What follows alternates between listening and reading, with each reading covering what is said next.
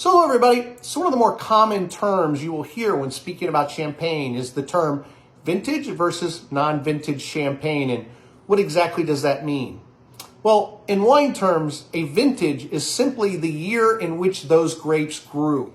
Now, over 95% of all champagne produced is produced non-vintage. And what does this mean? That means that the champagne house blends previous years together. And they do this in order to get a consistent flavor profile. It's called the champagne house's style. And it's a lot easier to do that when you're blending previous years together.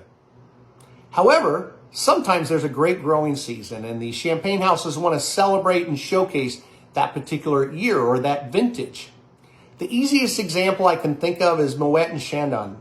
They make a great champagne every single year. It's non-vintage. However, in those special years, they create Dom Perignon. The most current vintage, I believe, of Dom Perignon is the year 2012. So the obvious question is, how often do they do vintage champagne? It's about 4, maybe 5 times a decade on average. So then why is 2012 Dom the most current vintage? Well, there's a lot of aging requirements with champagne, and there'll be quite a few more vintages of Dom released between 2012 and the current year we're in. So is vintage champagne better than non-vintage champagne? Not necessarily. It is usually more expensive because it is more rare. It's also fun to compare vintages, and because it is a celebration of a particular special vintage, it is more sought after.